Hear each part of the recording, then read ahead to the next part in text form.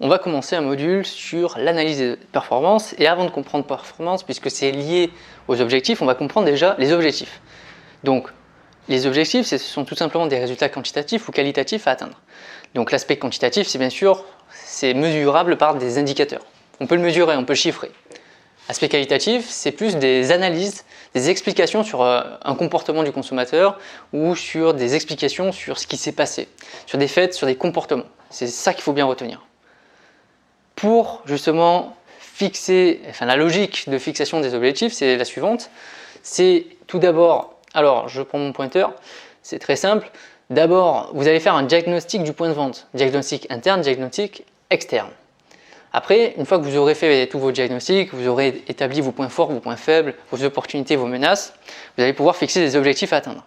Donc ce n'est pas des objectifs quantitatifs, des objectifs qualitatifs, comme améliorer la satisfaction client, qui est un objectif qualitatif, ou améliorer l'image. Après, vous avez des objectifs SMART, et ça, on aura l'occasion justement de le voir dans une toute prochaine vidéo sur l'objectif SMART. Donc c'est un objectif qui doit être réalisable, mesurable, on aura l'occasion de le voir. Donc une fois que vous avez fixé vos objectifs, il va falloir vous fixer aussi un plan d'action, parce que se mettre des objectifs à atteindre, c'est bien beau, mais maintenant il faut savoir comment est-ce qu'on fait. Donc le plan d'action, ce sont des actions qui sont cohérentes et qui vont dans le sens de l'atteinte de ces objectifs.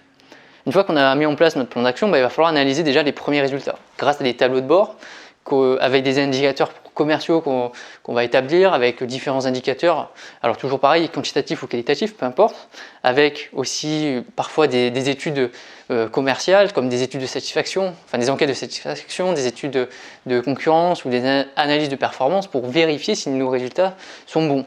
On va faire des reportings, notamment dans les grands réseaux. Et après, il y a une spirale qui arrive très souvent, c'est qu'une fois qu'on a analysé nos résultats, on va souvent revoir nos objectifs. Alors soit on va les revoir à la hausse, soit on va les revoir à la baisse, ou soit on va les maintenir tout simplement. Bon, des fois on peut prendre aussi fixer des objectifs plus stratégiques et donc carrément changer de virage. Mais bon, ça dépend des entreprises. Le but c'est de s'adapter toujours au contexte de l'entreprise, à ses difficultés actuelles, aux résultats qui étaient prévus et aux résultats qu'on a bien sûr obtenus. D'identifier ces écarts qu'on a obtenus, savoir pourquoi et essayer de les comprendre et de corriger si nécessaire. Après, sur la partie des objectifs, ce qu'il faut comprendre, c'est qu'il y a plusieurs niveaux d'objectifs. Il y a différents niveaux. Déjà, on va partir du haut de la pyramide.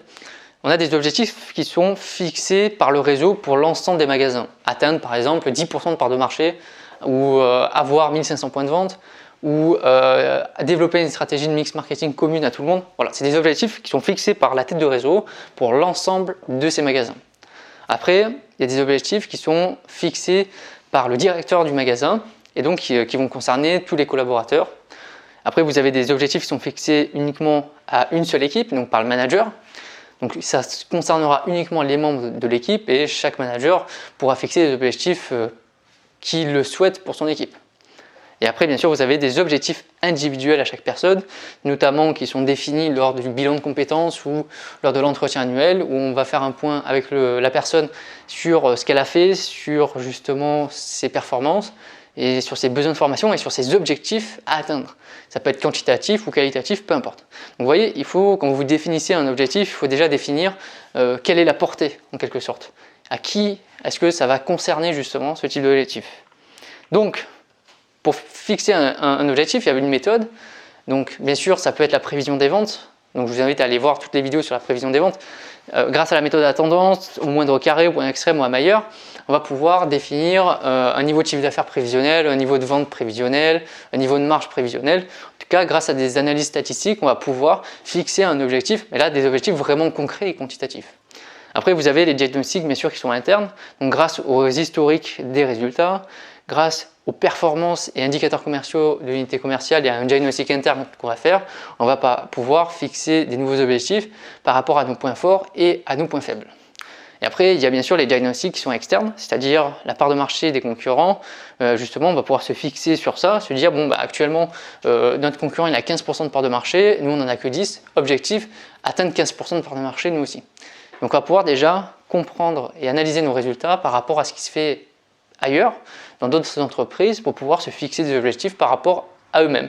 Si vous avez une enseigne qui se fixe un objectif de réduire les émissions de gaz à effet de serre de 20%, ben, je vous assure qu'il y a plein d'entreprises par la suite qui vont se fixer exactement le même objectif, toujours pareil, pour faire comme la concurrence et pour avoir une bonne image.